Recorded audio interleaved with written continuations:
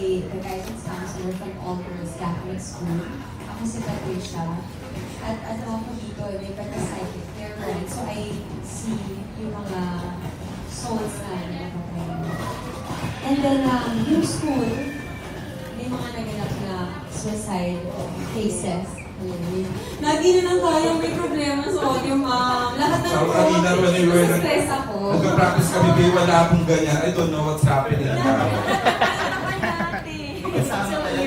I feel so eerie. Wow, I feel so eerie. Yung may napuntin ni Bea, parang nawala na kasi pinagalitan mo. Matatakotin kasi si Bea. Lahat kasi ng pinuntahan namin, lagi yung problema sa audio. Kaysa magandang buhay. Doon lang kaya taninig kung masarain ang audience. Set up. Go, Bea, tuloy mo na. Pagkatapos, very sore addiction. Pagkatapos, tuloy mo yun. Stress, please. Magpaniwalagan mo muna. I-investigahan ko itong mga suicide cases na sa pag-i-investigate ako, meron akong secrets ng school na madala. At magkakaroon din kami ng conflict in sore addiction because I represent faith, she represents science. So I want to join. I'm the headmistress of an all-girls Catholic institution. So I represent tradition, I represent rules, discipline, tough mentoring. So si Miss Pat naman, as a guidance counselor, mas meron siyang compassion and empathy towards the students. Okay. Ang hirap na gawin dito. Ano ang yung mga hirap ang control? una yung ganito mga pagkakataon. Hindi, nahihirapan. Actually, para sa akin kasi, well, filmmaking is filmmaking. So, depende. Kahit na anong genre yan, parang pero mo lang din naman ang kalakit na responsibilidad bilang artista, diba? But siguro mas, yung bago sa akin is how to control kung ano yung dapat ibigay ko dun sa bawat eksena because Nick is very, very particular on that. Gusto niya halos pareho ng tono yung buong pelikula para na-fine-tune niya yung pelikula. At ako galing ako sa love stories, mainstream. So, I was very careful not to overdo the things, overdo the scenes, lalo na kapag may mga eksena na may jump scare. So gusto ko kasi may pareho lang yung feel, eerie yung feel ng buong pelikula. So siguro doon ako nahirap sa pagtitimpla. So ano naman yung mga ginawa sa adjustments? Ikaw ba nag-a-adjust ka ba sa mga ganyan, sa genre o sa role mo? Definitely, oo. Nagkaroon kami ng workshops. Nag-workshop ako with the kids. So doon pa ng workshop, parang naging form of reading na rin and fine-tuning for actors. Ang Charo. Are you asking them on Charo or different question? Go ahead, Charo. Hindi, actually, magtanong kayo. Miss Charo, Nakaka-stars lang di ba na may mga na-film ka ng horror film there? Did you give advice to Miss Bea in acting? Hindi kailangan. Paano yung pagsabi? May nakita po kayo sa way ng acting niya na in terms of horror na okay naman hindi. Okay na okay. Magaling na magaling si Bea. Oo. And I think, the captain of the ship is the director, so Mikhail knew what buttons to press in the both of us and the rest of the cast. Happy naman siya. Tama direct, kasi it's Bea's first horror movie. Ikaw yung makakapagsabi how she was, how she is in the movie. Ma-intended ko lang, hindi man, si Mang Charles, hindi siya nagsasabi na this is what you have to do or ganun. Pero, ino-observe ko siya, marami akong natutunan mo. Like, siya kasi horror yung ginagawa natin, so intense yung bawat eksena. Isang camera lang yung ginagamit sa pelikula. Para gumawa, di ba? Normally naman. And then, so iba-iba yung cameras. So, siguro isang eksena will take like 2 hours to shoot or more. Si Ma'am Charo hindi siya upo-upo talaga. Kasi gusto niya, consistent yung energy niya from beginning of the scene until the end. So sabi ko nga, no, parang dapat hindi talaga umuupo. Kasi, so yun, siguro yung natutunan ko sa kanya, may parang mas ayaw ka ng umuupo, but to maintain that energy. Wala, kailangan natin tumayo lahat. Technically, ito yung unang studio film ko. First na-intimidate ako kasi sobrang big name sa industry. Oo. Eventually, on set, after ko i-pitch yung material sa kanila, yun, nakita ko na gusto nila yung role. Perfect sila for the role. Iisa lang naman yung objective namin lahat. So, on set, ang gaan, and ang galing talaga nila. I mean, yung challenge sa acting in horror, napaka-technical ng horror genre. Kasi let's say drama, may scene na dalawang tao, pwede mo sila bigyan ng space, malayo yung camera, may kabatuhan sila, di ba? Kung mag-iiyakan, may dramatic scene. Pero ang horror, marami kang kino-conceal na elements. Let's say, may titingnan siya, tapos matatakot siya sa multo. Hindi mo pwedeng ilagay sa same frame yung multo. So ang tinititigan nila, camera. And yet, nag-maintain nila yung emotion, yung tingin, yung dread. So, very technical siya, ang daming movement. So imagine mo na sinasustain nila yung emotion and yet paulit-ulit, may ibang angle, di ba? Ang daming ilaw, cameras, moving around them and yet nade-deliver nila yung hinahanap kong look or yung fright. So ang hirap niya compared sa drama na you can keep your distance and let the actors interact. Ito minsan sila lang and then nakaharap sila sa ilaw, nakaharap sila sa camera crew. And yet, kailangan nila mag-deliver ng fight. So, yun yung challenging. And first horror genre niya, na-pull off niya perfectly. Ma'am Charo, come back to the genre, na-pull off perfectly. So, sobrang happy ako. Ang dali ng job to, but ang dali ng actors. Motor, pakamatay, tapos merong bida na iniinstigan niya kung ano nangyari, tapos may parang nakakatakot na lang na nandun.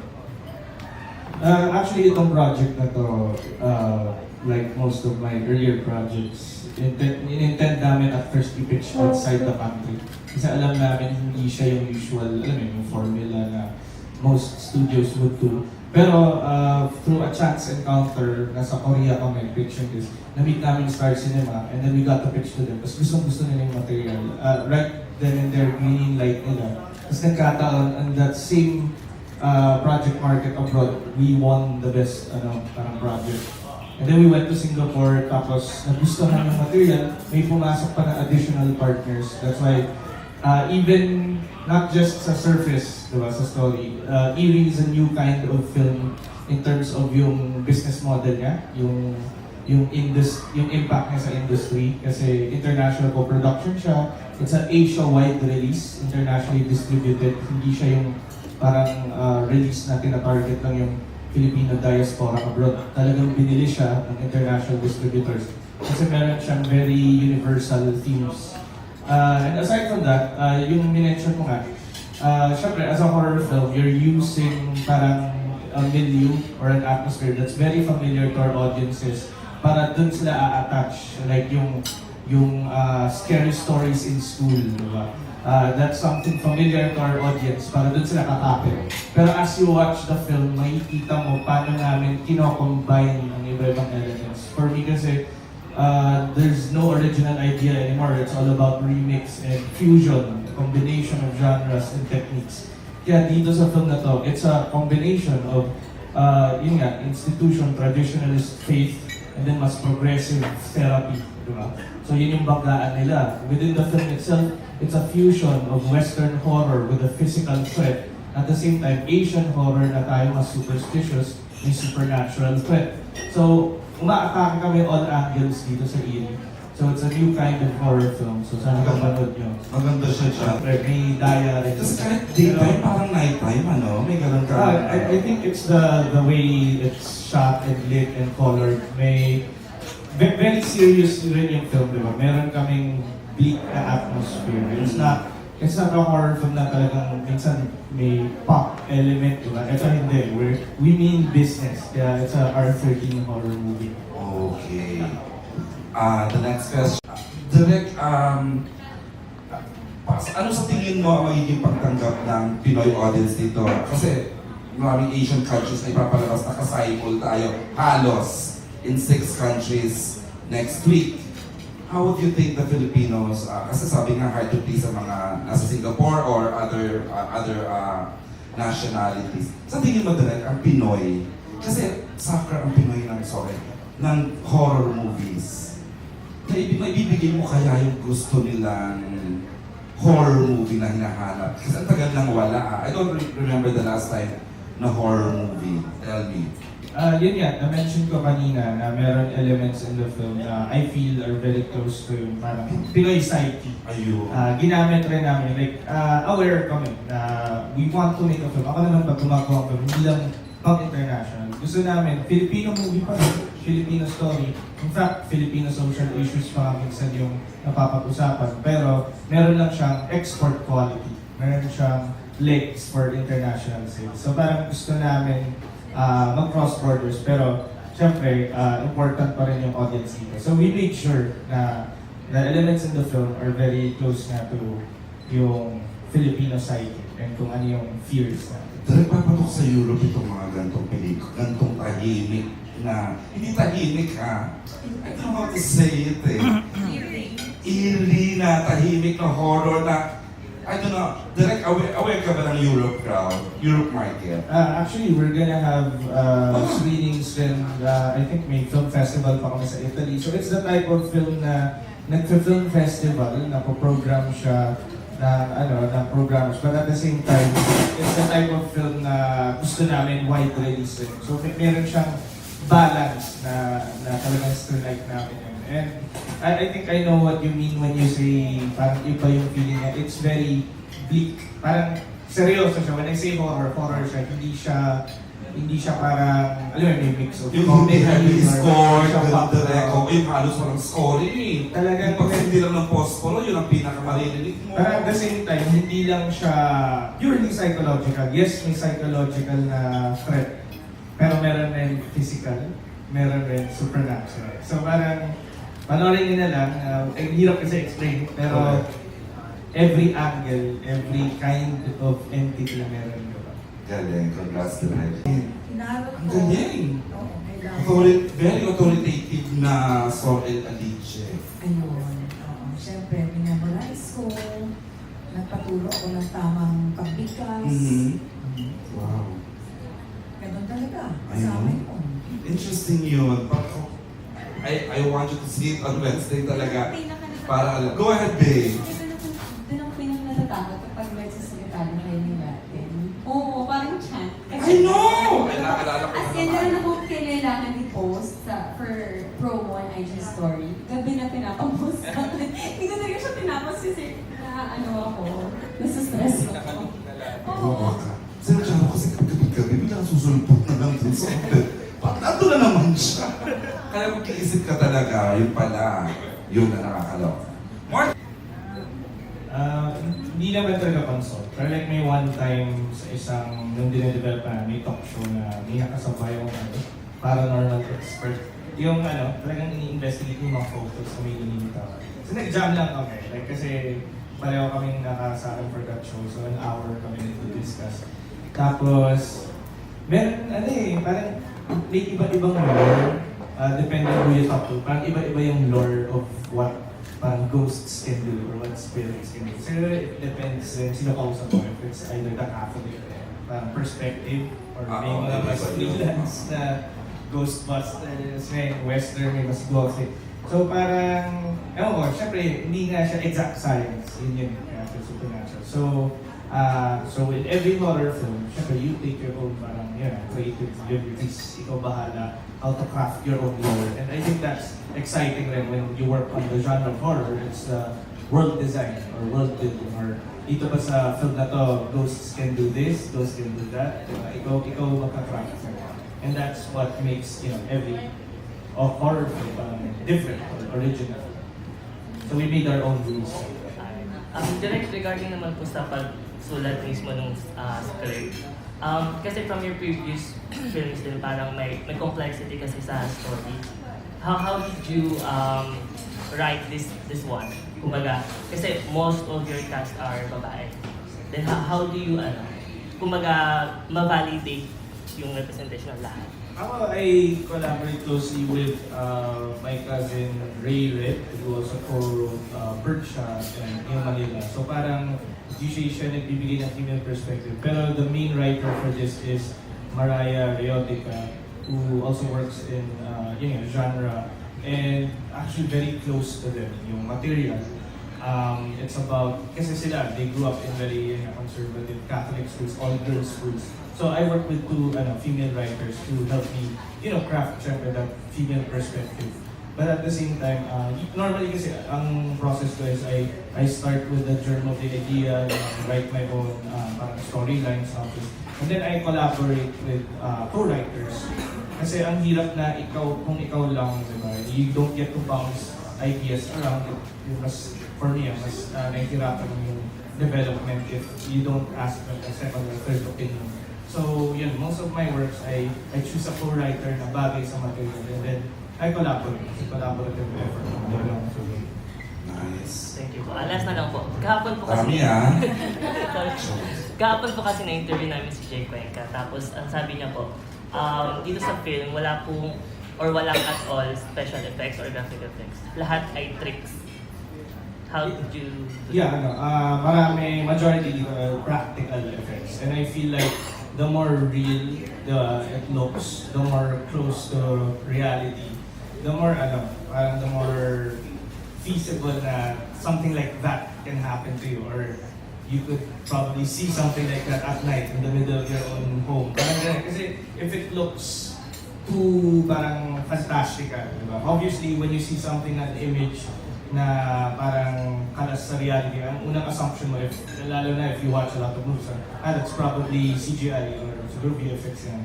Or minsan mahalata mo talaga yung accomplish.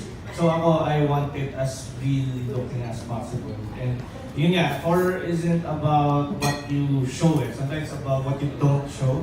So it's concealing certain things and you make your audience actually they run their own imaginations and minsan, they creep themselves out. Sa ka-imagine mo yung, ano kaya yung tumutunog niyan behind the door. Diba? Parang mas maglalaro utak mo.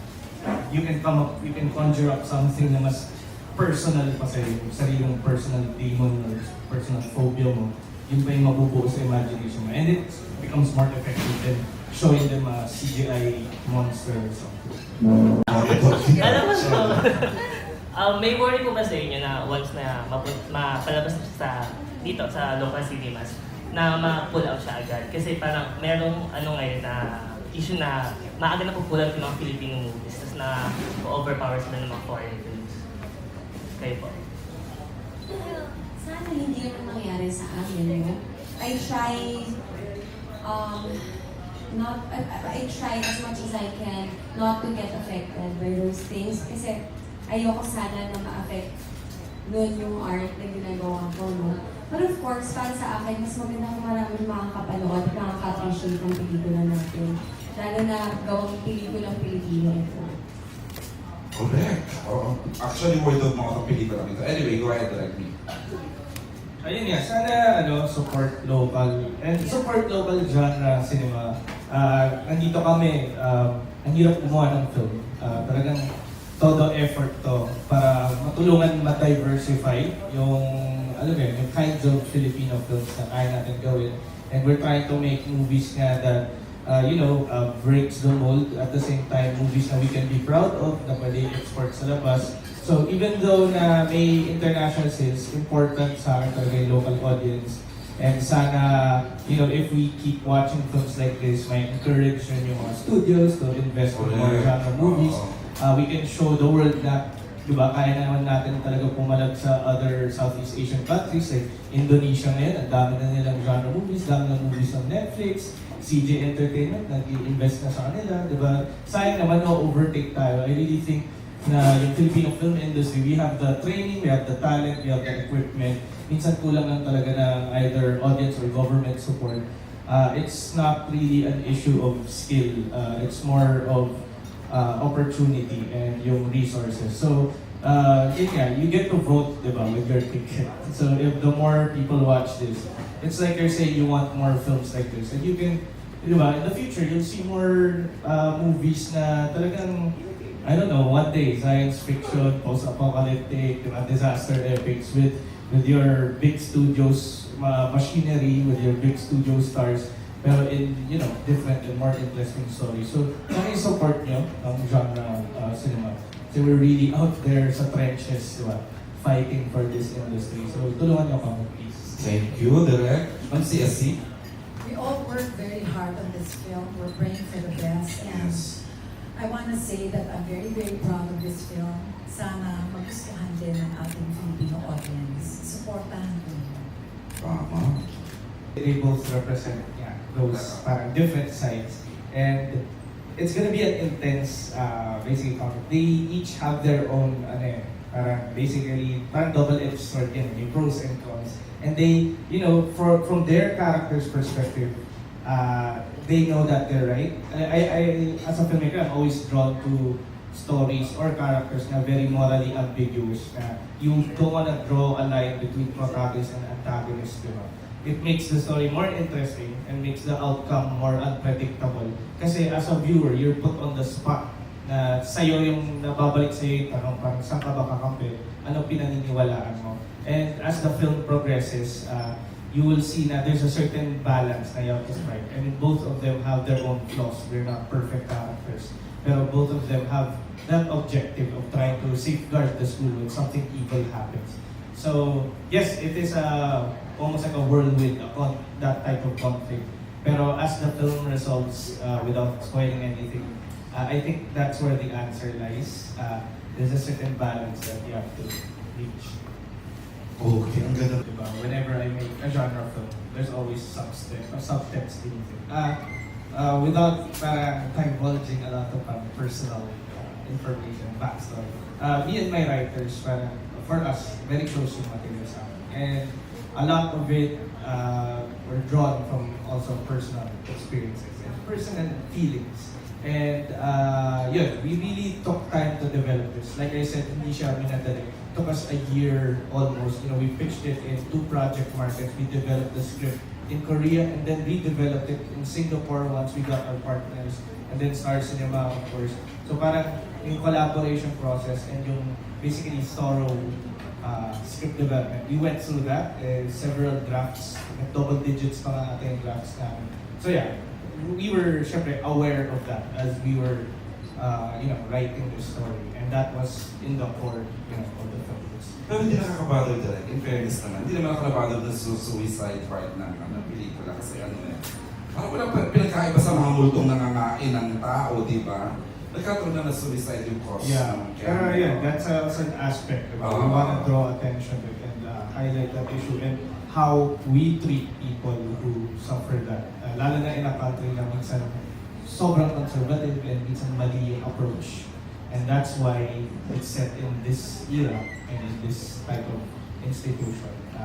Pero syempre, on the surface, it's still a horror film. So I believe a film should have that layers, diba? You entertain, and then you engage, and then there's discourse, and then you rewatch, hopefully. Doon